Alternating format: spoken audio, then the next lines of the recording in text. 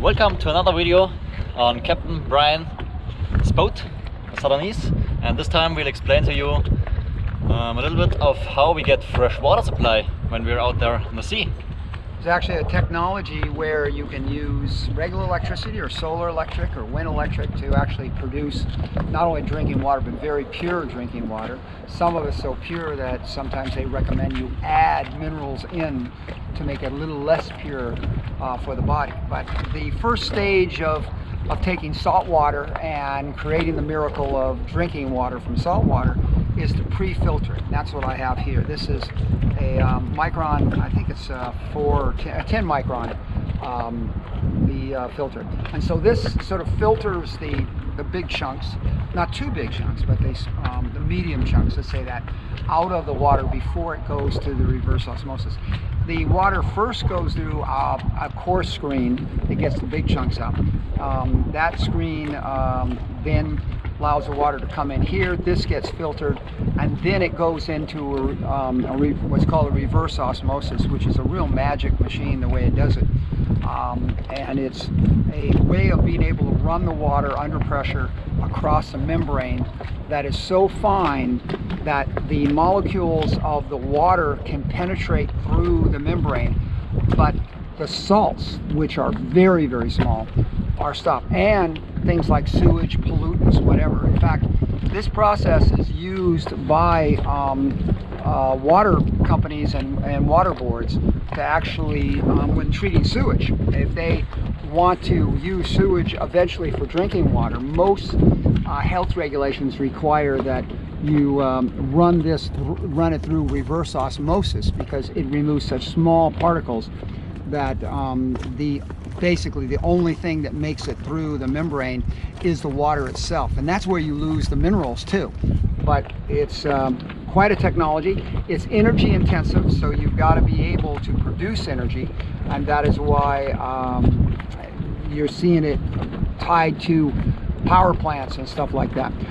One benefit too of being close to a power plant or being close to a place like the Sea of Cortez where the water's warm, the water is the most efficient for reverse osmosis when it's around 95, 98 degrees. Any hotter than that, you usually have problems with your membrane.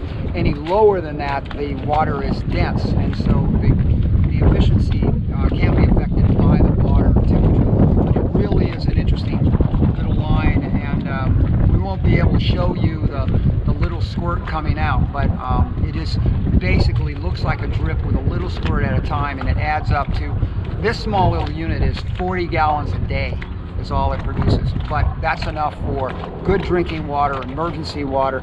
And if you've got a good solar system, or you're motoring a lot, or got a good wind system, you can run it all day long. And 40 gallons for 2 guys, 3 guys, 4 guys, 5 or 6 is a whole lot of water per day, and that makes it possible to stay out at sea and not be dependent on local water, which may be questionable for drinking.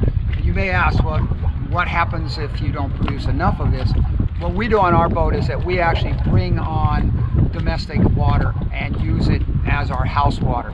With that, we use chlorinization as a way of disinfecting and make sure that it's safe to use for cooking and washing and things like that. That also helps to keep your plumbing system in the boat clean.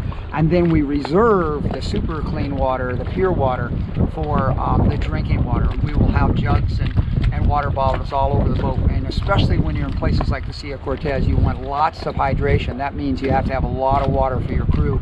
And I know it's hard to believe that this could be true, but it's actually essential that you drink lots of water in hot area, not just a lot of beer. And so we kind of use this technology, and it's really been sort of our ace up our sleeve whenever we find that we can't get somewhere where we want to use the water. We can always just hope for more solar and run the Watermaker and be able to replenish the system. So that's stage one. We'll show you the other stages in a moment. That was really good. We had never to run out of water. Stayed always hydrated, and sometimes we even add a little bit of flavor to this very, very pure water with a little bit of juice. Or rum to make sure it's truly disinfected. All right. The pre-filter water comes in into this filter here, and that's where that pre-filter that you just saw shows up. So that actually is down in there, and it comes pre-filtered, comes in, and then enters the chambers here. Here is the reverse osmosis process itself. You have the membrane, and you have the pump, and all of this works in an action that is rather repetitive, but the pressure actually passes through, and what happens then is one hose will put a discharge, and the brine and a lot of water just flows past this membrane and goes directly back into the sea. The other goes through the membrane through the center section, then enters a chamber here that either comes out over up at the tap up here, and will actually be filling jugs here, or it gets diverted to the main tank by diverting the line. The action is again very repetitive. In fact, give us a moment and I will turn it on so you can actually see the action. I'm gonna turn it on? Yeah.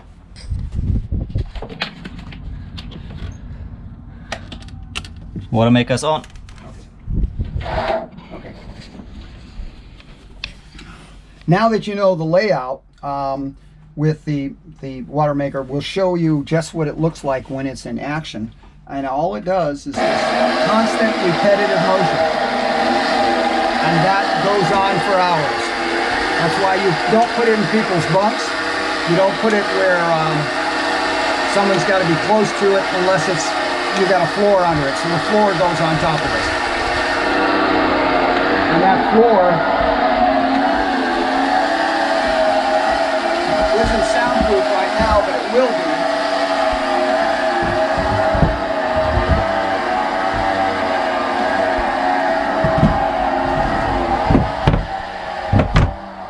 And with the new soundproofing, it'll even make it more livable. So it becomes background noise, especially when you're sailing fast. But that will actually produce the water, fill up the tanks here, and fill up the tanks in the front of the boat.